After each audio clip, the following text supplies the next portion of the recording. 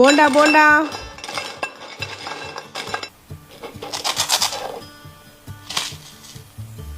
பழைய சாதமும் அவிச்ச 2 உருளைக்கிழங்கு இருந்தா போதுங்க. அதை அப்படியே மிக்சர் ஜார்ல சேர்த்துருங்க. இதுல 1/4 கப் தயிர், 1 டீஸ்பூன் உப்பு சேர்த்து நல்லா அரைச்சு எடுத்துட்டு வந்துருங்க. இப்ப அரைச்சதை ஒரு பவுல்ல மாத்திட்டு 1 கப் அரிசி மாவு, 1 டீஸ்பூன் சீரகம், தூளா கட் பண்ண 1 இன்ச் இஞ்சி, 1 பச்சை மிளகாய், தூளா கட் பண்ண கருவேப்பிலை, கொத்தமல்லி, இது கூட சோடா உப்பு 1/2 டீஸ்பூன் சேர்த்து நல்லா கலந்துருங்க. அவ்வளவுதான். இந்த மாதிரி நினைச்சதும் செய்யற மாதிரி ஒரு ஈஸி ஸ்நாக் ரெசிபி தான் இது. இந்த போண்டா செய்யறதுக்கு நல்ல மணமான காடியா கடலை தான் எடுத்திருக்கேன். மீடியம் ஃபிளேம்ல எண்ணெயை சூடு பண்ணி போண்டாவை ஒன்னொன்னா உள்ள போட்டுருங்க. இந்த போண்டா போட்டு முடிக்கும் போது எல்லாருமே ஃப்ரெண்ட்ஸ் மாதிரி ஒட்டிப்பாங்க. நீங்க ஃபோக்ல பிரிச்சு விட்டுக்கோங்க. அப்பப்ப திருப்பி போட்டுட்டே இருங்க. ஈக்குவலா எல்லா சைடும் கோல்டன் பிரவுன் ஆனதும் எடுத்துருங்க. சும்மா மொறு மொறுன்னு கிறிஸ்பியா இருக்குங்க. இதுல நம்ம உருளைக்கிழங்கு சேர்த்திருக்கிறதுனால மத்த போண்டாவை விட இந்த போண்டா ரொம்பவே கிறிஸ்பியா இருக்கும். இன்ஃபேக்ட் செஞ்சு 2 hours ஆனாலுமே அதோட கிறிஸ்பினஸ் மெயின்டைன் ஆகும். இது ஒரு பெஸ்ட் ஈவினிங் டீ டைம் ஸ்நாக்குங்க. நீங்க டீ கூட இதை சர்வ் பண்ணி பாருங்களேன். டீயே ஆறி போயிடும். இதை தான் எல்லாரும் சாப்பிடுவாங்க. அதுவும் இது கூட ஒரு கார சட்னியோட சர்வ் பண்ணி பாருங்களேன். அட்டகாசமா இருக்கும். சோ நீங்களும் ஒரு முறையாவது காடியா கடலை